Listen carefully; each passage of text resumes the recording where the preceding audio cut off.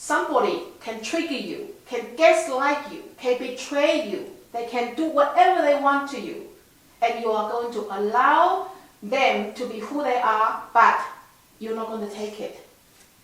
You are like, I give you the dignity to exist however you want to exist, because you are also a divine seed of God.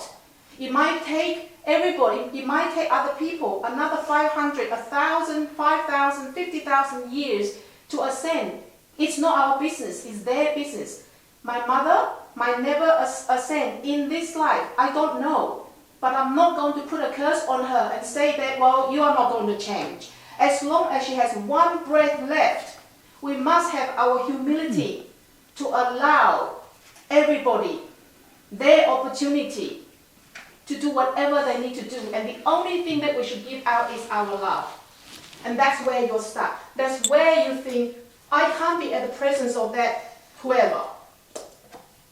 Now, if you do that, you lock yourself into that contract. You lock yourself into that relationship. And guess what? Who you are hurting. You're not just hurting yourself. And you're not just hurting your mother. You're hurting your daughter. You're hurting your son. You're hurting your husband. You're hurting your whole family. And your son's son, and your daughter's daughters and sons. That's why we are so powerful. That's why when we are able to link ourselves to the fact that we are divine, we have all this dimensional energy up there. And our higher consciousness, it's a matter of us allowing it to come in. We are blocking it from coming in. People are saying, that your divine, your higher self are saying, here's a treasure, home, take it. But I don't know how to take it. This man loved me, I don't know how to receive his love at all. I criticize the shit out of him every day. Right? Because do you agree with me? The level of you loving yourself, loving others, depends on the level you allow your divine to love you. If you don't know how to receive love from someone, you don't know how to give. It will be a distorted form of love. So it's not free. And then when you don't give love freely, when you're doing it with certain agenda, again, it's not love. You just got kicked away from that dimension. You go down there again, begging for love. Again. So we are stuck in this cycle of so-called samsara. The word samsara means you are in a cycle of suffering again and again and again because you keep renewing the contract.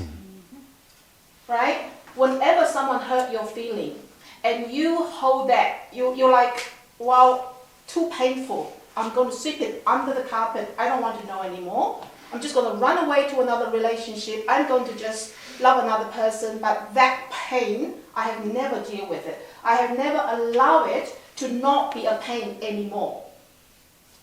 The only way you can allow the pain not to be pain anymore is by accepting it and transforming it and say, this is exactly the opening to my heart.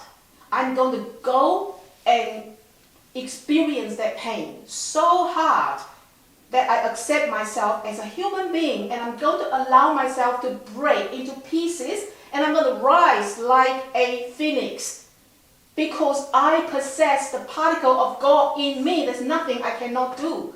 So then I can face this person and say, thank you for breaking my experience, giving me this experience, right?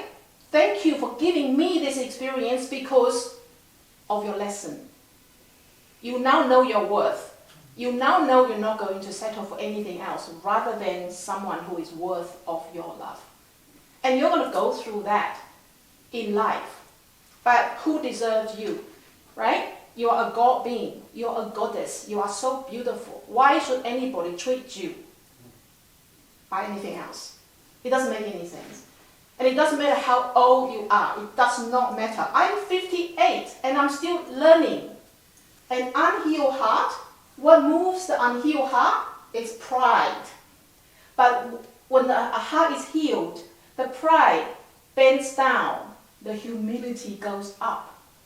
So you feed your heart with humility.